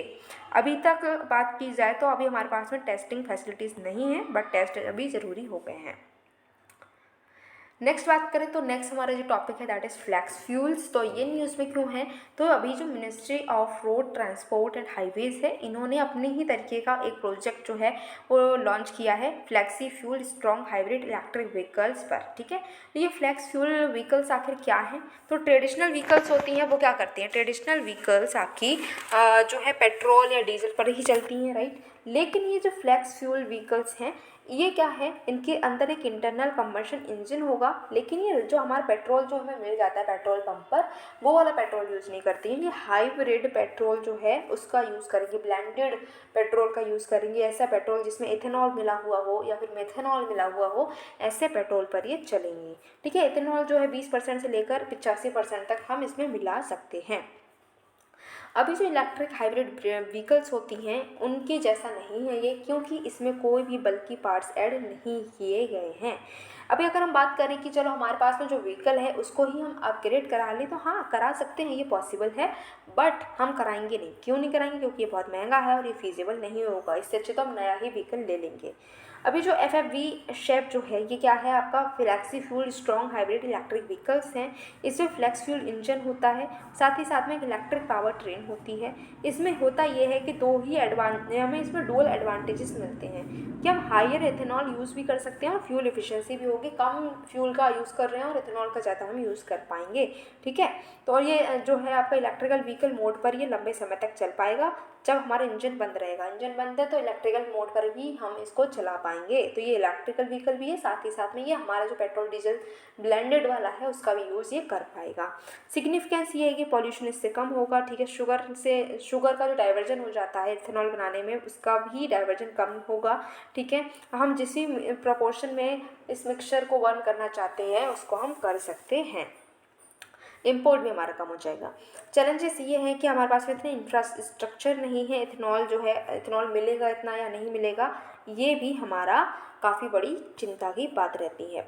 अभी जो अल्टरनेट फ्यूल्स हैं इनके कुछ कंपैरिजन देखते हैं। तो सबसे पहले अगर हम इथेनॉल को फ्यूल के तरीके से यूज़ करें तो सिग्निफिकेंस ये है कि रिन्यूएबल रहता है, हम इसको इंडिया में ही प्रोड्यूस कर पा रहे हैं। इसका ऑक्टेन नंबर भी हाई है गैसोलीन से, तो इसकी पावर जो है वो भी बढ़ जाती है, साथ ही साथ में परफॉर्मेंस भी और इम्प्रूव होगी। और इसकी अगर हम प्रोडक्शन करते हैं तो जो जॉब्स हैं वो भी गाँव में और क्रिएट हो जाएंगी। चैलेंजेस ये है कि इथेनॉल हमें हर जगह मिलता नहीं है, कहीं कहीं ही मिलता है, इससे कोरोजन भी हो जाता है और हमारा इंजन ख़राब भी हो सकता है। इतना ज़्यादा ये इकोनॉमिकल भी नहीं है। नेक्स्ट जो आपका फ्यूल है दैट इज़ फ्लैक्स फ्यूल, ठीक है, ये काफ़ी ज़्यादा अच्छा है, ये लो कॉस्ट जो है, लो कॉस्ट पर हमें अवेलेबल हो जाएगा, तो बेटर इकोनॉमी रहेगी कंज्यूमर्स के लिए। बेनिफिट्स ये है कि जो इन्वायरमेंट है वो आपका इससे डैमेज ही होता है, ज़्यादा कुछ इन्वायरमेंट पे फ़र्क नहीं पड़ रहा है, बेनिफिट इन्वायरमेंट को कम ही मिलेगा। फिर हाइड्रोजन को अगर हम फ्यूल के तरीके से यूज़ करें तो आपका इसको हम किसी भी तरीके से बना सकते हैं, हमारे डोमेस्टिक रिसोर्सेज हैं उनमें से कहीं से भी हम हाइड्रोजन का यूज़ करते हैं इसको बना सकते हैं। ग्रीन हाउस गैस एमिशन जो हैं ये काफ़ी कम हो जाएंगे, लेकिन इसको स्टोर करना काफ़ी मुश्किल है और इसका जो प्रोडक्शन कॉस्ट है वो भी काफ़ी ज़्यादा इसमें लगेगी। नेक्स्ट है बायोडीजल। तो अभी हुआ ये है कि बायोडीजल जो है इसको हम मान रहे हैं कि पेट्रोलियम डीजल की जगह पर इसको हम यूज़ कर सकते हैं और इसकी ल्यूब्रिसिटी भी ज़्यादा होती है, बट ये है कि ये बहुत ज़्यादा विस्कस होता है, ठीक है, एनर्जी इसमें कम मिलती है और नाइट्रोजन ऑक्साइड ज़्यादा इससे रिलीज़ होती है। नेक्स्ट टॉपिक है अपना फ्यूल सेल। तो जो फ्यूल सेल है ये न्यूज़ में इसलिए है क्योंकि इंडिया ने अपनी पहली बार खुद का जो है हाइड्रोजन फ्यूल सेल बस को डेवलप किया है, ठीक है, इंडिया की अपनी खुद की पहली बार बनाई हुई, खुद से ही बनाई हुई एक हाइड्रोजन फ्यूल सेल पर चलने वाली बस को बनाया गया है, जिसको बनाया है जॉइंटली दो बॉडीज़ ने, किसने, council of scientific and industrial research ने, ठीक है, और एक प्राइवेट फर्म है KPIT टेक्नोलॉजी। इन दोनों ने मिलकर एक ऐसी बस बनाई है जो कि हाइड्रोजन को फ्यूल के तरीके से यूज़ करती है। अब अगर हम फ्यूल सेल की बात करें तो ये इलेक्ट्रोकेमिकल डिवाइसेस है, ठीक है, जो कि केमिकल एनर्जी को इलेक्ट्रिकल एनर्जी में कन्वर्ट करती है। हाइड्रोजन क्या है, केमिकल ही तो है, तो उसको ये क्या करती है, ये इलेक्ट्रिसिटी में कन्वर्ट करती है। इनको हमें बार बार रिचार्ज भी करने की ज़रूरत नहीं होती। अभी हमने देखा कि इस बस को बनाया है तो एक तो आपकी प्राइवेट बॉडी होगी, सेकंड आपकी कौन थी, CSIR। तो CSIR क्या है इसको भी समझना जरूरी है, भाई इसने इतना अच्छा काम करके दिखाया है, ऐसी बस बना दी जो हाइड्रोजन से चलती है। हाइड्रोजन तो पानी में बहुत ज़्यादा होता है और हमारे पास में तो पानी की कोई कमी नहीं है, हमें पता है इतने सारे हमारे पास बे ऑफ बंगाल है, अरेबियन सी है, इंडियन ओशियन है और इंडिया में बहुत से रिवर भी हैं, तो हम पानी तो आराम से ले ही सकते हैं, उससे हाइड्रोजन ले ही सकते हैं, तो काफ़ी अच्छा रहेगा हमारे लिए। तो CSIR है ये ऑटोनोमस बॉडी है, 1942 में इसको बनाया गया under ministry of science and technology, ठीक है। ये जो आपके रिसर्च और डेवलपमेंट जो है वो उसको ये करने का काम करती है, न्यू दिल्ली में इसका हेडक्वार्टर है, ठीक है। ये हर एरिया में प्रेजेंट है CSIR, चाहे ओशनोग्राफी हो, जियोफिजिक्स हो, केमिकल्स हो, ड्रग्स हो, एवरीथिंग, हर जगह में इसका नाम सुनने को मिल ही जाएगा। इसके प्रेसिडेंट कौन होते हैं ये आपको याद रखना है, हमेशा याद रखना है कि इसके प्रेसिडेंट प्राइम मिनिस्टर ही होते हैं। हमारे इंडिया के जो प्राइम मिनिस्टर हैं वो कौन होंगे, इसके प्रेसिडेंट होंगे, ठीक है। बहुत सारे काम करते हैं, ग्रीन टेक्नोलॉजी है, न्यूट्रिशन है, सस्टेनेबल एग्रीकल्चर है, ट्रांसलेशन है, रिसर्च है, इनोवेशन है, सब जगह ये मौजूद होती है। अब जो हमें पता है कि हाइड्रोजन, इसका जो सोर्स है हाइड्रोजन का उसको हम फ्यूल बोलते हैं, ठीक है, जो भी आपका हाइड्रोजन का सोर्स हो और उसी वजह से इसका फ्यूल सेल नाम दिया गया है, ठीक है। अब एप्लीकेशन कहाँ कहाँ पर हम इसका यूज़ कर सकते हैं, तो ट्रांसपोर्ट में यूज़ कर सकते हैं, मिलिट्री एप्लीकेशन में यूज़ कर सकते हैं, जो आपकी पावर यूनिट्स है, लैपटॉप्स है, स्टेशनरी है, हर जगह, घर में, बाहर, कॉमर्शियल लेवल पर हर जगह हम इसका यूज़ कर पाएंगे, ठीक है। इसकी कॉस्ट बहुत ज़्यादा कम रहती है, एफिशिएंसी ज़्यादा है, हाई एनर्जी हमें मिल जाती है इससे, ठीक है। चैलेंजेस ये है कि इसको हम ट्रांसपोर्ट कैसे करेंगे, स्टोर कैसे करेंगे, हाइड्रोजन गैस है उससे आग लग जाएगी, कॉस्ट ज़्यादा है, तो ये सारे सिस्टम, ये सारे जो कुछ आपकी चैलेंजेस हैं जिनको हम टैकल कर सकते हैं। अच्छा, हमारी सरकार ने क्या कुछ स्टेप्स नहीं लिए हैं इसके लिए, तो ऐसा तो हो ही नहीं सकता। हमारी सरकार ने कई सारे स्टेप्स लिए हैं, जैसे कि हमारा एम है कि 2022 तक हम E10 को अचीव करें, मतलब कि इथेनॉल को ब्लेंड कर सकें, ठीक है, और 20% तक हम इथेनॉल को ब्लेंड करेंगे 2025 तक, किसमें, पेट्रोल में ही करेंगे। भारत स्टेज नॉर्म्स की बात करें तो इंडिया डायरेक्टली शिफ्ट हो रही है, जो भारत स्टेज 4th है उससे हम सीधे 6th पर जंप कर रहे हैं, 5th पर नहीं जा रहे हैं। गवर्नमेंट ने इंक्लूड किया है automobile and auto components of flexi fuel engines को PLI स्कीम में, ठीक है। PLI स्कीम काफ़ी न्यूज़ में थी, आपको पता ही होगा। पिछले साल, राइट। तो हाउ फ्यूल सेल वर्क्स कैसे काम करती हैं, तो इसमें क्या होता है, हाइड्रोजन एटम है वो एनोड में जाता है, फिर क्या होता है, एटम जो है वो उसके चिथड़े उड़ जाते हैं एकदम से, ठीक है। इलेक्ट्रॉन्स प्रोटॉन्स न्यूट्रॉन्स सब अलग अलग हो जाते हैं। जो आपके प्रोटॉन्स हैं वो एक मेम्ब्रेन से पास होते हैं जिसको हम कैथोड बोलते हैं, कैथोड से पास होते हैं। इलेक्ट्रॉन्स को फोर्स किया जाता है कि वो एक सर्किट से पास हो, अब सर्किट से पास होते हैं तो वहाँ से इलेक्ट्रिसिटी बनती है, साथ ही साथ में हमें वाटर, हीट और आपकी इलेक्ट्रिसिटी सब कुछ मिल जाता है। अगर हम रिलेटेड न्यूज़ की बात करें तो पहली बार ऐसा हुआ है कि जो रोल्स रॉयस है इन्होंने अपना पहला टेस्ट जो है वो किया है हाइड्रोजन पावर्ड इंजन जो है, हाइड्रोजन पावर्ड जेट इंजन को से ये जो रोल्स रॉयस है इसको स्टार्ट किया है और ये टेस्ट काफ़ी सक्सेसफुल रहा। तो हाइड्रोजन पावर्ड इंजन का इन्होंने यूज़ किया है। तो ये इंजन क्या होता है, तो हाइड्रोजन इंटरनल कंबशन इंजन जो है, जैसे कि हमारा ट्रेडिशनल इंटरनल कंबशन इंजन काम करता है उन्हीं सेम प्रिंसिपल पर काम करता है, बट ये पेट्रोल की जगह हाइड्रोजन का यूज़ करता है, दैट्स इट, इतना ही सिर्फ डिफरेंस है इसमें। अब हाइड्रोजन फ्यूल को हम जलाएंगे तो एनर्जी जितनी हमें चाहिए वो सब एनर्जी मिल जाएगी और ये काफ़ी ग्रीनर रहेगा और इससे ये होगा कि हमारा पोल्यूशन कम हो जाएगा, ठीक है। ओके, नेक्स्ट बात करते हैं। तो कुछ और इम्पॉर्टेंट न्यूज़, ठीक है, उनको अब हम देखेंगे, जैसे कि रोशनी, ठीक है। रोशनी क्या है, तो रोशनी कोई लड़की का नाम नहीं है यहाँ पर। रोशनी क्या है, इंडिया का पहली सलाइन वाटर लैंटेन है। मतलब क्या कि जो समुद्र होता है, समुद्र में जो आपका समुद्र का पानी है वो हमें पता है खारा है, उसमें काफ़ी ज़्यादा सॉल्ट है। तो उस सॉल्टी वाटर को हम क्या कर रहे हैं, उस सॉल्टी वाटर से हमें पता ना सॉल्ट से हम क्या कर सकते हैं, इलेक्ट्रिसिटी बना सकते हैं। तो उसी सॉल्टी वाटर से हमने इलेक्ट्रिसिटी बनाई है और इसी वजह से यहाँ पर जो समुद्र के बीच में एक लैंटेन लगाई गई है, एक एलईडी लगाई गई है जो कि उसी खारे पानी से इलेक्ट्रिसिटी बनाकर उस जो एलईडी है उसको जलाएगा और समुद्र में क्या रहेगा, रोशनी रहेगी। इसके लिए हमने ये बनाई है, उसी का नाम है, उसी लैंटर्न का नाम है रोशनी। ये बनाया है national institute of ocean technology ने चेन्नई में, ठीक है। तो यहाँ पर क्या हुआ, कॉमन सॉल्ट मिक्स्ड वाटर मिलता है हमें, कहाँ मिलता है, ओशन में। तो ओशन में क्या है कि इस वाटर का यूज़ करते हुए इलेक्ट्रिसिटी बनाई जाएगी। इलेक्ट्रिसिटी बनाने के बाद में हम क्या करेंगे, ये जो सी के अंदर ये लैंटर्न लगाई है इसको जलाएंगे, इसी का नाम रोशनी। नेक्स्ट है मिशन इनोवेशन, ठीक है। एक नेक्स्ट मिशन है दैट इज मिशन इनोवेशन। ये लॉन्च हुआ है, इसने लॉन्च किया है। तो मिशन इनोवेशन जो है उसके under integrated bio refineries mission जो है ये लॉन्च हुआ है, जिससे कि क्लीन एनर्जी सॉल्यूशंस हम बना सकते हैं। कैसे लेकर आएंगे, पब्लिक प्राइवेट एलियांसेस से लेकर आएंगे, मतलब पब्लिक और प्राइवेट दोनों ही कंपनीज जो है मिलकर कुछ ना कुछ करेंगी और ये जो क्लीन एनर्जी सॉल्यूशंस है इनको लेकर आया जाएगा।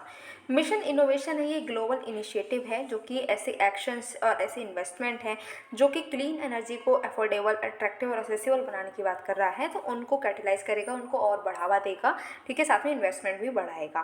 जैसे 22 कंट्रीज़ हैं, इसमें यूरोपियन यूनियन भी है और हम भी इसका मेंबर हैं, इवन फाउंडिंग मेंबर हैं, ठीक है। फर्स्ट फेज़ जो मिशन है इस मिशन का फर्स्ट फेज़ जो है 2015 के पेरिस एग्रीमेंट में लॉन्च हुआ था। सेकेंड फेज़ 2021 में लॉन्च हुआ। अभी जो इंटीग्रेटेड बायो रिफाइनरी मिशन है ये लॉन्च हुआ है कि हमें 10% जो फॉसिल फ्यूल है उसका हम यूज़ जो है वो रिप्लेस करेंगे, इसके लिए ये लॉन्च हुआ है, ठीक है। बायो वेस्ड मटेरियल का यूज़ किया जाएगा 2030 में। 10% फॉसिल फ्यूल जो है वो हम ख़त्म कर देंगे, उनका यूज़ नहीं करेंगे, ठीक है। 6th मिशन जो है लॉन्च हुआ है मिशन इनोवेशन के अंडर, ठीक है। अब मूव करते हैं सेकंड कैटेगरी में। अभी तक हम देख रहे थे भैया कि बहुत ज़्यादा हम पॉल्यूशन कर चुके हैं, हमें फ्यूल जो है अब हमें अच्छे अच्छे फ्यूल का यूज़ करना है, कोई दूसरे फ्यूल का यूज़ करना है, इसलिए हमने ऑल्टरनेटिव एनर्जी फ्यूल्स का बात की थी। अब भैया बहुत देर हो गई है, ये बताओ कुछ अवार्ड दोगे नहीं दोगे, हैं इतनी देर से हम पढ़े जा रहे हैं, कुछ हमें प्राइज़ वाइज मिलनी चाहिए। हाँ तो मिलेगी। तो अभी यहाँ पर सीधे आपको प्राइज़ मिलता है नोबेल प्राइज़ में, ठीक है, नोबेल प्राइज़ मिलेगा। आपने अभी तक इतनी सारी पढ़ाई की है, केमिस्ट्री में पढ़ाई की है, हाँ। तो अभी हम सबसे पहले देखते हैं नोबेल प्राइज़ इन केमिस्ट्री। 2022 में नोबेल प्राइज़ मिले थे। हमें पता है ना कि सितंबर अक्टूबर ये जो मंथ्स होते हैं यहाँ पर क्या होता है, नोबेल प्राइज़ बहुत ज़्यादा न्यूज़ में रहते हैं क्योंकि उसी टाइम पर ये मिलते हैं। तो नोबेल प्राइज़ पहले केमिस्ट्री की बात करते हैं। केमिस्ट्री में नोबेल प्राइज़ किसको मिला है 2022 का। तो ये दिया इसलिए गया है क्योंकि क्लिक केमिस्ट्री जो है वो डेवलप की गई है और bio orthogonal chemistry, click chemistry and bio orthogonal chemistry जो है ये डेवलप हुई है, इसीलिए अवार्ड दिया गया है। अवार्ड दिया गया है कैरोलिन आर बेर्टोजी जो यूएसए के हैं, फिर है मॉर्टेन मेल्डन डेनमार्क के हैं, के वेरी शार्पलेस ये यूएसए के हैं। तो इन तीनों पर्सन्स को ये अवार्ड दिया गया है, ठीक है। अगर हम बात करें कि जो सेकंड नोबेल प्राइज़ था केमिस्ट्री का वो के वेरी शार्पलेस को ही दिया गया था, ठीक है। जिनको फर्स्ट प्राइज़ 2001 में मिला था क्योंकि उन्होंने शिरैली कैटेलाइज ऑक्सीडेशन रिएक्शन में काम किया था। ये 5th पर्सन है जिनको नोबेल प्राइज़ 2 बार मिला है मैडम क्यूरी के बाद में, ठीक है। लिनस पॉलिंग्स, जॉन बार्डिन और फ्रेडरिक सेंगर, ये जो madam Curie, Linus Paulings, John Bardeen, Frederick Sanger हैं, ये 4 लोग ऐसे हैं जिनको नोबेल प्राइज़ 2 बार मिल चुका है और ये 5th पर्सन बने हैं, ठीक है, शार्पलेस, जिनको अभी नोबेल प्राइज़ मिला है 2 बार। एक बार 2001 में मिला था और अभी ये 2022 में मिला है। International committee of red cross है, उसको 3 बार ये नोबेल प्राइज़ मिला है और जो UNHCR है इसको 2 बार ये अवार्ड जो है मिल चुका है। अभी इनको ये अवार्ड दिया गया है क्लिक केमिस्ट्री में और बायो ऑर्थोगोनल केमिस्ट्री में। तो के वेरी शार्पलेस और मॉर्टन मेल्डन हैं, इन्होंने क्लिक केमिस्ट्री की फाउंडेशन को रखा है। अब बात करी जाए कि अगर ये जो क्लिक केमिस्ट्री है तो ये क्या है, ये साइंस की वो ब्रांच है जिसमें हम मॉलिकुलर बिल्डिंग ब्लॉक्स जो हैं उनको एक साथ जोड़ते हैं, उनको एक साथ स्नैप करते हैं जिससे कि क्विकली और इफिशिएंटली इनको स्नैप किया जाता है, ठीक है। तो ये ऐसी ब्रांच है साइंस की जहाँ पर हम क्या कर रहे हैं, मॉलिकुलर बिल्डिंग ब्लॉक्स को एक साथ स्नैप कर रहे हैं, ठीक। हम क्या कर रहे हैं कि जो कार्बन एटम्स हैं उनको उनकी रिएक्शन एक दूसरे से ना कराते हुए क्लिक केमिस्ट्री में हम छोटे छोटे मॉलिक्यूल्स हैं उनका यूज़ करते हैं जिनमें पहले से ही कार्बन फ्रेम कंप्लीट है, ठीक है। तो ऐसे जो मॉलिक्यूल्स हैं जिनका कार्बन फ्रेम ऑलरेडी कंप्लीट है तो उनका हम रिएक्शन करा रहे हैं, ठीक है। कार्बन एटम्स के रिएक्शन ना कराते हुए सीधे मॉलिक्यूल का रिएक्शन यहाँ पर कराया जाता है, आपको याद रखना है। इनमें से एक ऐसी रिएक्शन है जो एग्जाम्पल के तौर पे हम यूज़ करें, वो है copper catalysed azide alkyne cyclo acid addition, ठीक है। ये आपकी जो एक रिएक्शन है ये क्लिक केमिस्ट्री से ही हुई है। अब अगर हम बात करें तो ये जो आपके नेक्स्ट है बायो ऑर्थोगोनल केमिस्ट्री, तो ये कैरोलिन बेर्टोजी ने डेवलप की है क्लिक रिएक्शंस जो कि लिविंग ऑर्गेनिजम्स में काम करती है, ठीक है। इसको बायो ऑर्थोगोनल रिएक्शन भी बोल रहे हैं। तो ये जो क्लिक रिएक्शन है, क्लिक रिएक्शंस अगर ह्यूमन बॉडी में हो रही हैं तो उसको हम बोलते हैं बायो ऑर्थोगोनल रिएक्शंस, जिसमें क्या हो रहा है कि नॉर्मल एक सेल की जो भी केमिस्ट्री उसको हम चेंज नहीं कर रहे हैं, एक साइड एक मॉलिक्यूल स्पेसिफिक मॉलिक्यूल्स की रिएक्शन हम यहाँ पर करवा रहे हैं। अब इन्होंने ये जो काम करके दिखाया है तो इन्होंने इतना महान काम करा कि इनको नोबेल प्राइज़ मिला। तो आखिर इसकी क्या सिग्निफिकेंस है, तो इससे हम ये हो सकता है कि हम एंजाइम इनहिबिटर्स को डेवलप कर सकते हैं, रिसेप्टर को डेवलप कर सकते हैं, फार्मास्यूटिकल्स में इसकी हेल्प हो सकती है, हर्बिसाइड्स, फोटोस्टेबलाइजर्स, इन सबको हम बना सकते हैं। कॉम्प्लेक्स बायोलॉजिकल प्रोसेसेस जो हैं उनकी मैपिंग कर सकते हैं, यूनिक मटेरियल्स को बना सकते हैं। बायो ऑर्थोगोनल रिएक्शंस का यूज़ किया जा सकता है कि कैसे काम कर रहा है हमारा सेल, उसको ये समझ सकते हैं और बायोलॉजिकल प्रोसेसेस को हम ट्रैक कर सकते हैं, इवन कैंसर फार्मास्यूटिकल्स को भी और इम्प्रूव कर सकते हैं। नेक्स्ट जो न्यूज़ है नेक्स्ट है कि हमें नोबेल प्राइज़ जो है फिजिक्स का पढ़ना है कि फिजिक्स में किसको नोबेल प्राइज़ मिला है 2022 का। तो ये दिया इसलिए गया है क्योंकि इंटेंगल्ड फोटॉन्स पर एक्सपेरिमेंट हुआ है, ठीक है। जो बेल इनइक्वालिटीज़ हैं इसके वॉल्यूशन को इस्टेब्लिश किया गया है और पायनियर किया गया है क्वांटम इंफॉर्मेशन साइंस का। ये मिला है एलन एस्पेक्ट जो कि फ्रांस के हैं, जॉन एफ क्लॉजर यूएसए के हैं, एंटन जेलिंजर ये ऑस्ट्रिया के हैं, इनको ये अवार्ड मिला है। क्वांटम एक्सपेरिमेंट्स और बेल इनइक्वालिटीज़ की अगर हम बात करें तो ये इन्होंने डेमोन्स्ट्रेट किया है कि हम इन्वेस्टिगेट कर सकते हैं और कंट्रोल कर सकते हैं ऐसे पार्टिकल्स जो कि इंटेंगल्ड स्टेट्स में, ऐसे पार्टिकल्स जो कि इंटेंगल्ड स्टेट्स में हैं हम उनको इन्वेस्टिगेट भी कर पाएंगे और कंट्रोल भी कर सकते हैं। इंटेंगलमेंट का मतलब होता है कि जब मल्टीपल ऑब्जेक्ट्स जो हैं वो एक ही क्वांटम स्टेट को अगर शेयर करें, ठीक है, सेम क्वांटम स्टेट को अगर वो शेयर कर रहे हैं तो हम उसको इंटेंगलमेंट कहते हैं। इसमें एक पार्टिकुलर जो आपकी पार्टिकल है उसकी प्रॉपर्टीज़ को अगर हम स्टडी कर लें, उसको मेजर कर लें, तो जो दूसरा इसके पार्टनर है जो कि इंटेंगल्ड है उसकी प्रॉपर्टीज़ और मेजरमेंट को हम पता कर सकते हैं, उसको उसकी प्रॉपर्टीज़ को बिना पढ़े हुए, ठीक है। ये इसमें बताया गया है और इसी को हम बोलते हैं क्वांटम टेलीपोर्टेशन, जिसका मतलब ये है कि जो क्वांटम स्टेट है एक पार्टिकल की वो दूसरे पार्टिकल तक हम क्या कर सकते हैं, ट्रांसपोर्ट कर सकते हैं।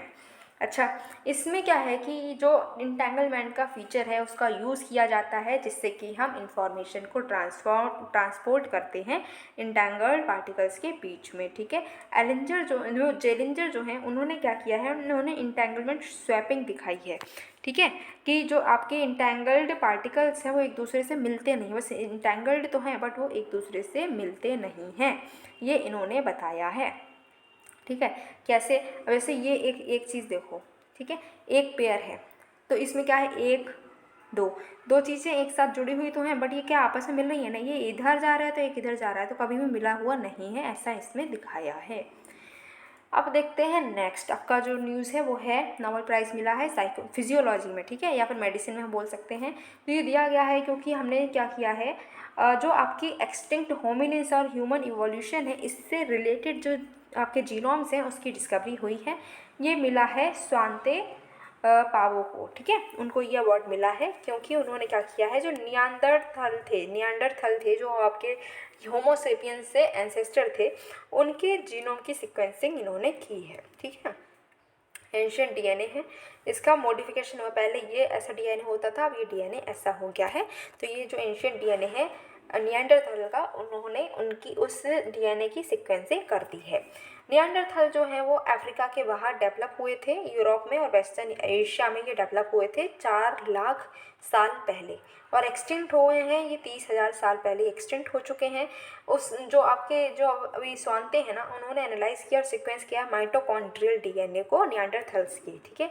इन्होंने कहा कि जो नियांडरथल्स हैं वो जेनेटिकली अलग थे हम सबसे, ठीक है। एमटी डीएनए के जो वजह से इन्होंने क्या किया, एमटी डीएनए जो है छोटा होता है वैसे तो, और जेनेटिक इन्फॉर्मेशन का थोड़ा सा ही हिस्सा होता है, लेकिन इन्होंने सीक्वेंसिंग की थाउजेंड्स ऑफ कॉपी इसमें प्रेजेंट है, ये भी बताया है। न्यूक्लियर डीएनए जो होता है उसके कंपैरिजन में अगर हम बात करें तो ये डिग्रेड हो सकता है, मॉडिफाई हो सकता है केमिकली ओवर टाइम, इसलिए जो न्यूक्लियर डीएनए है इसका हमने सीक्वेंसिंग नहीं की, हमने माइटोकॉन्ड्रियल जो डीएनए उसकी सीक्वेंसिंग की है क्योंकि वो डैमेज नहीं हुआ है, वो म्यूटेट नहीं हुआ है। उन्होंने एक डिस्कवरी पहले कही थी, उन्होंने जो डिस्कवरी है 2008 में करी थी, ठीक है, डेनिसोवा की। उन्होंने ये फाउंड किया कि जो जीन ट्रांसफ़र है वो हुआ है, जो एक्सटिंक्ट होमिनिन्स हैं उनके जीन्स जो हैं वो ट्रांसफ़र हुए थे होमोसेपियंस से, ठीक है। फिर जो होमोसेपियंस हैं उनका माइग्रेशन स्टार्ट हुआ अफ्रीका के बाहर, वो लोग माइग्रेट करने लगे 70,000 साल पहले। होमोसेपियंस जो हैं वो मॉडर्न ह्यूमन जो हैं वो पहले मॉडर्न ह्यूमन कौन थे, मॉडर्न जो होमोसेपियंस थे, सबसे पहले वो अफ्रीका में दिखे और उसके बाद में ये हर जगह फैले, जैसे कि ये अफ्रीका रहा, ठीक है, तो इसमें होमोसेपियंस है। तो ये कैसे हुए, पहले यहाँ इस तरीके से गए, तो ये नियांडरथल हो गए, ये डेनिसोवा हो गए, ये आपके यहाँ पर चले गए, इंडिया में आए हैं, कुछ इधर गए, तो ये ऐसे डीएनए का स्प्रेड हुआ है, ये इन्होंने दिखाने की कोशिश की है। 70,000 साल पहले जो ग्रुप ऑफ होमोसेपियंस हैं वो अफ्रीका से मिडल ईस्ट चले गए, उसके बाद में अलग अलग जो दुनिया के हिस्सों में चले गए। अब ये जो इन्होंने काम करके दिखाया है, इसके सिग्निफिकेंस की अगर हम बात करें तो नई साइंटिफिक डिसिप्लिन जो है पैलियोजेनोमिक्स, इस ये जो है अब ये स्टार्ट हुई है, ये स्टडी जो है जिसमें हम एंशिएंट और एक्सटिंक्ट ऑर्गेनिज्म के जीन्स को पढ़ते हैं, वो ये नई स्टडी स्टार्ट हो गई। इनका वर्क जो है उन्होंने बताया है, इन्होंने डिफरेंस दिया है लिविंग ह्यूमन्स जो है और एक्सटिंक्ट होमिनिन्स जो थे उनके बीच में क्या डिफरेंस है, ये भी इन्होंने बताया है, जिसकी वजह से हमें ह्यूमन इवोल्यूशन और माइग्रेशन को अच्छे से समझ में आएगा, ठीक है। हमें पता चलेगा कि एंशिएंट जो जीन्स है वो कैसे ह्यूमन को अंदर अभी भी फ्लो हो रहे हैं, वो जीन्स कैसे फ्लो हुए हैं ये समझ सकते हैं हम, कि नियांडरथल जीन्स जो हैं वो कैसे उन्होंने इम्यून रेस्पॉन्स जो है अलग अलग इन्फेक्शन से उसको कैसे उन्होंने रेस्पॉन्स दिया, ये सब हम समझ सकते हैं। अब पढ़ते हैं नेक्स्ट कैटेगरी को, दैट इज़ मिसलेनियस कैटेगरी, ठीक है। ये क्या है, इसमें पहला टॉपिक है European organisation for nuclear research, ठीक है। ये न्यूज़ में इसलिए है क्योंकि लार्ज हैड्रॉन कोलाइडर जो है वो फिर से स्टार्ट हुआ है, पिछले 3 सालों से वो बंद था, अब ये फिर से स्टार्ट हो गया है। लेकिन उससे पहले इस बॉडी को हम पढ़ते हैं, European organisation for nuclear response 1954 में ये बनी है, ठीक है। ये जो है आपकी इसका हेडक्वार्टर जेनेवा स्विट्जरलैंड में है, 23 मेंबर्स हैं इसमें और इंडिया भी इसका एक एसोसिएट मेंबर है। ये फंडामेंटल फिजिक्स में रिसर्च करती है, यूनिक रेंज जो है पार्टिकल एसिलेटर फैसिलिटीज़ की वो प्रोवाइड करती है, और इनमें क्या है, इसका जो सबसे बड़ा एसिलेटर है लार्ज हैड्रॉन कोलाइडर, ठीक है, उसका यूज़ किया जा रहा है। इन्होंने हिग्स बोसन को ढूंढा है, W boson, Z boson, large hadron collider और वर्ल्ड वाइड वेब, ये सब इन्होंने ही फाइंड किए हैं।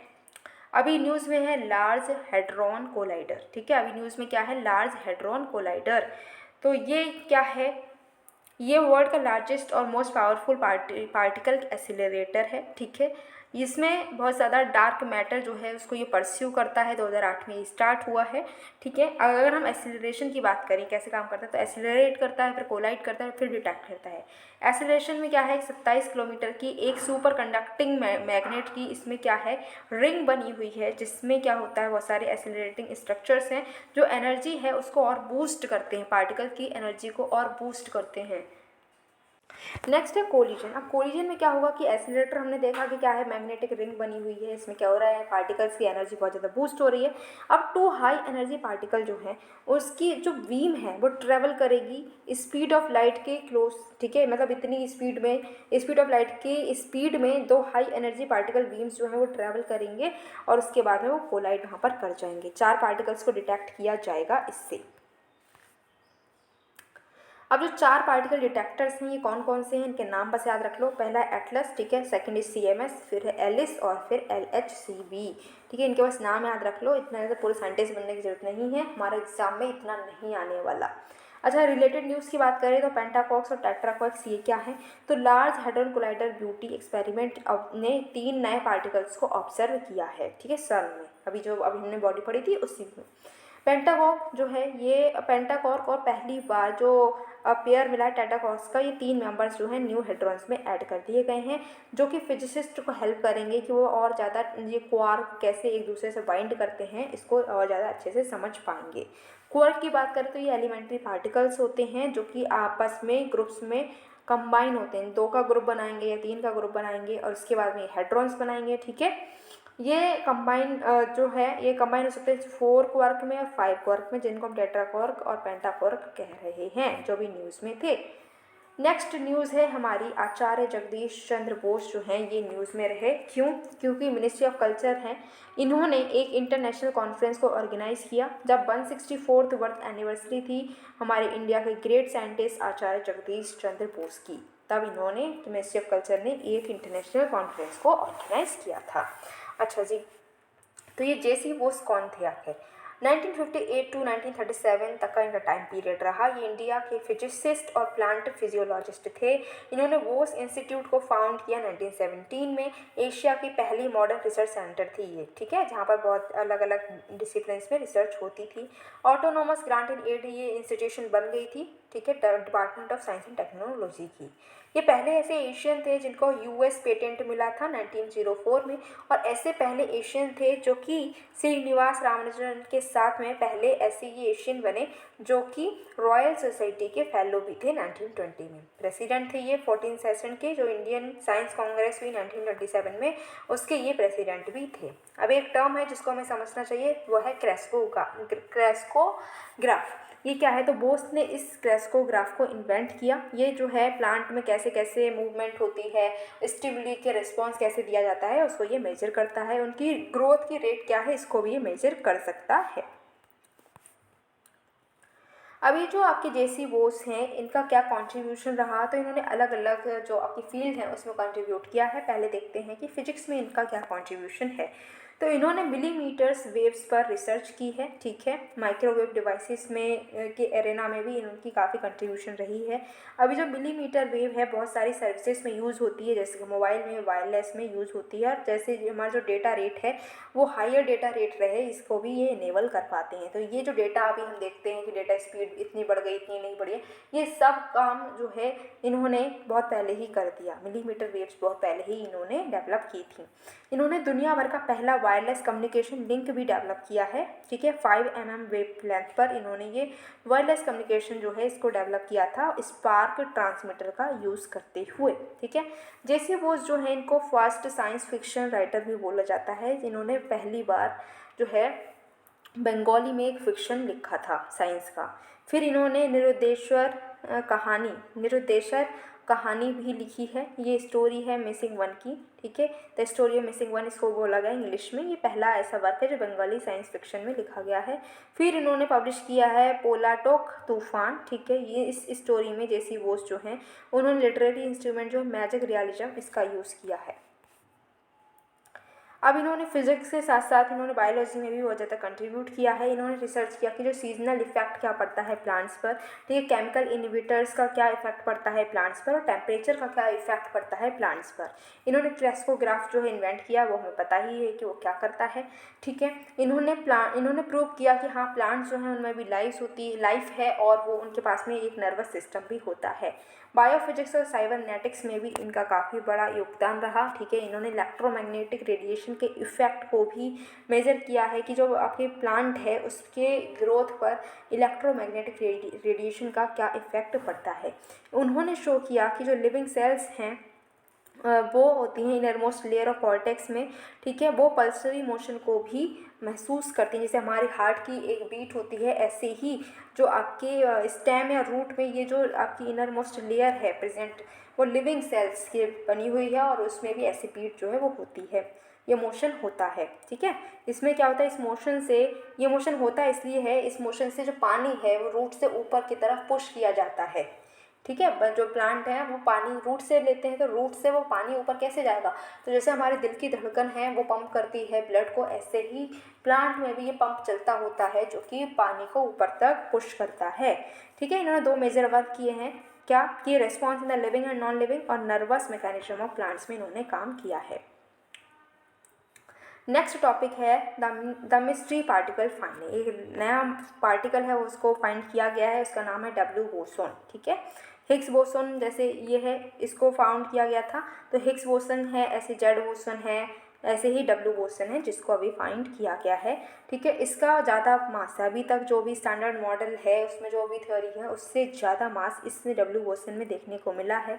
ये नया फंडामेंटल इंग्रेडिएंट हो सकता है हमारे यूनिवर्स में, कि हमारे यूनिवर्स किस चीज़ से बना है, तो हो सकता है कि डब्ल्यू बोसोन भी उसमें एक ऐसी चीज़ हो जिससे हमारा ये बना हुआ है यूनिवर्स, ठीक है। स्टैंडर्ड मॉडल की अगर हम बात करें तो कुछ मैथमेटिकल फॉर्मूले और मेजरमेंट का ये सेट है जो बताता है कि जो हमारे एलिमेंट्स हैं वो कैसे अरेंज्ड हैं, उनके पार्टिकल्स क्या क्या हैं, उनका इंट्रैक्शन क्या होता है, ये सब इसमें बताया जाता है। इसमें 12 फंडामेंटल मैटर पार्टिकल जो हैं वो इसमें इंक्लूडेड हैं, जैसे कि क्वार्क है, इलेक्ट्रॉन्स हैं, 3 फोर्सेस हैं जैसे कि electromagnetism, strong, weak, nuclear forces, ठीक है। अभी जो स्टैंडर्ड मॉडल है इसमें हम ग्रेविटी को इंक्लूड नहीं करते हैं।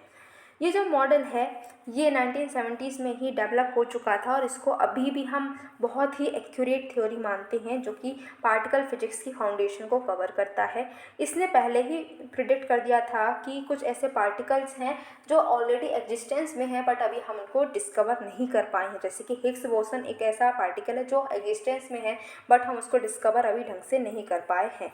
ये मॉडल अभी भी इनकम्प्लीट है क्योंकि इसने कुछ चीज़ों का एक्सप्लेनेशन नहीं दिया, कि जैसे कि जो ग्रेविटी है इसके बारे में इसने बात नहीं की, जो यूनिवर्स है वो इतना ज़्यादा जल्दी जल्दी क्यों एक्सपेंड कर रहा है ये नहीं समझा पा रहा है, ठीक है। बहुत सारे मैटर जो हैं ज़्यादा क्यों है एंटी मैटर से मैटर ज़्यादा क्यों है ये भी ये नहीं बता पाया है। अच्छा, और रिलेटेड न्यूज़ेस हैं उनको भी हम पढ़ते हैं। और रिलेटेड न्यूज़ में पहले देखते हैं रिसर्च और डेवलपमेंट में, तो एक मंथन प्लेटफॉर्म जो है उसको हमारे office of principal scientific adviser ने लॉन्च किया है। इसका ऑब्जेक्टिव है कि हम जो इंडस्ट्री है, साइंटिफिक रिसर्च है, डेवलपमेंट इकोसिस्टम है, इसका कोलैबोरेशन जो है वो कर सकें जिससे कि इंडिया के सस्टेनेबिलिटी गोल्स जो हैं उनको हम अचीव कर पाएँ। ये प्लेटफॉर्म इनेबल करेगा, एम्पावर करेगा साइंस और टेक्नोलॉजी के अलग अलग स्पीड्स को। नेक्स्ट है स्टेट यूनिवर्सिटी रिसर्च एक्सीलेंसी, जिसको हम सर्वश्योर बोल रहे हैं। एक नया इनोवेटिव स्कीम है हाई एंड रिसर्च के लिए जो कि स्टेट प्राइवेट यूनिवर्सिटी कॉलेजेस में जो रिसर्च है उसको और ज़्यादा प्रमोट करेगा। इसको लॉन्च किया है science and engineering research board ने, जो कि स्टैट्यूटरी बॉडी है department of science and technology की। ये रिसर्च सपोर्ट करेगा एक्टिव रिसर्चर्स के लिए जो कि अलग अलग फील्ड में रिसर्च कर सकते हैं, science, engineering, quantitative, social science, कहीं पर भी रिसर्च कर सकते हैं। नेक्स्ट है वृत्तिका रिसर्च इंटर्नशिप। ये एक जो इनिशिएशन है, एक इनिशिएटिव लिया गया है कि कैसे हम ट्रेनिंग और स्किल इंटर्नशिप जो है उसको और ज़्यादा प्रमोट कर सकें। इसको स्पॉन्सर किया है सर्व ने, service board, it is science and engineering research board. Next programme है स्पार्क प्रोग्राम, ठीक है, studentship programme for Ayurveda research gain programme, ठीक है। इसका एम है कि जो अंडर ग्रेजुएट स्टूडेंट्स हैं वो रिसर्च अपनी और ज़्यादा प्रमोट करें, अपने और ज़्यादा रिसर्च करें आयुर्वेदा की फील्ड में। ऐसे स्टूडेंट्स जो आयुर्वेदा कॉलेजेस में रजिस्टर्ड हैं वो इसमें जो रिसर्च है वो कर सकते हैं, ये आयुष मिनिस्ट्री के अंडर आएगा। नेक्स्ट है श्रीमान गाइडलाइंस 2022। ये जो गाइडलाइंस है इसको रिलीज़ किया है department of science and technology ने, जिससे कि जो publicly funded science and research development infrastructure है इसको ज़्यादा से ज़्यादा लोग यूज़ कर सकें, उसको अच्छे से शेयर कर सकें। इसमें क्या आता है, इसमें आता है नेटवर्किंग एंड क्लस्टर अप्रोच। ठीक है, इसमें हम क्लस्टर बनाएंगे इन फैसिलिटीज़ का, जिससे कि रिडंडेंसी ना हो और वैरायटी ऑफ इक्विपमेंट जो है वो और ज़्यादा हम एक्वायर कर पाएँ। ठीक है, ई रास्ते की बात करें तो ई रास्ते प्रोजेक्ट है, इसको इम्प्लीमेंट किया जा रहा है नागपुर के द्वारा, जिससे कि रोड एक्सीडेंट की प्रॉब्लम को हम टैकल कर सकें। IIT हैदराबाद जो है उन्होंने इसको अंडरटेक किया है और इसको सपोर्ट करता है department of science and technology. इसमें एक ऐसी फाउंडेशन बनाने की बात कर रहे हैं, एक ऐसा इकोसिस्टम बनाने की बात कर रहे हैं जिससे कि कोऑर्डिनेशन बना रहे और एक्सीडेंट्स जो हैं वो कम से कम हो सके। नेक्स्ट है निधि प्रयास। निधि प्रयास इज वॉट, तो आपकी जो TGP बायोप्लास्टिक्स है उनको हेल्प दी जा रही है, जिससे कि सिंगल यूज़ प्लास्टिक जो है उसको मिटिगेट कर सकें, उसका यूज़ कम कर सकें। इसको सीड फंडिंग मिली है निधि प्रयास के अंदर। ठीक है, तो जो आपका ये निधि प्रयास है इसकी फुल फॉर्म की अगर हम बात करें तो इसमें जो निधि प्रयास के अंदर इंक्यूबेटर्स को सेट किया जाएगा, सीड फंड दी जाती है, एक्सीलरेटर्स दिए जाते हैं जो कि लॉन्च किए जाते हैं। ये जो है department of science and technology ने इसको लॉन्च किया है। It is what, it is national initiative for developing and harnessing innovators. ठीक है, प्रयास की फुल फॉर्म यहाँ पर है promoting and accelerating young and aspiring innovators and startup programme. ठीक है, इसको इस तरीके से मतलब किया गया कि जो सिंगल प्लास्टिक वेस्ट है इसको हम कैसे ख़त्म करेंगे, इसको कैसे कम करेंगे, इसका यूज़ कम से कम कर सकें, इसके लिए निधि प्रयास को लॉन्च किया गया है। नेक्स्ट है मिसलिनियस में देखते हैं तो साइंटिफिक सोशल रिस्पॉन्सिबिलिटी। तो department of science and technology है उसने SSR गाइडलाइंस 2022 को रिलीज़ किया है। ये जो गाइडलाइंस हैं ये क्या हैं, ये ऑब्लिगेशन देती हैं वर्कर्स को जो साइंस एंड टेक्नोलॉजी के फील्ड में है कि वो कुछ ना कुछ कंट्रीब्यूट करें अपनी सोसाइटी की भलाई के लिए। हर एक नॉलेज इंस्टीट्यूशन जो है उसको इम्प्लीमेंटेशन प्लान बनाना होगा। वो आपके एंकर साइंटिफिक इंस्टीट्यूशन से कंसल्ट करके एक इम्प्लीमेंटेशन प्लान बनाएंगे कि वो SSR गोल को किस तरीके से अचीव कर पाएंगे। ठीक है, हर एक इंस्टीट्यूशन में SSR असेसमेंट सेल होनी चाहिए। ठीक है, ये आउटसोर्सिंग नहीं करेंगे, खुद से ही जो भी प्रोजेक्ट बना रहे हैं वो खुद से ही करेंगे।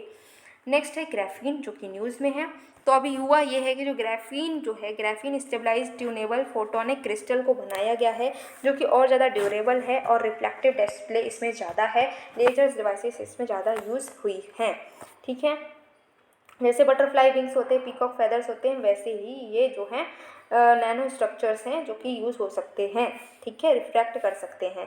ग्राफीन होता क्या है, तो ये single layer of carbon atoms हैं जो कि एक साथ हेक्सागोनल हनीकॉम्ब जैसी तरीके से ये बाइंड होती हैं। ये नैनो लेवल पर काम करती हैं, इतना याद रखना, नैनो टेक्नोलॉजी में ही ग्राफीन जो है ये आती है।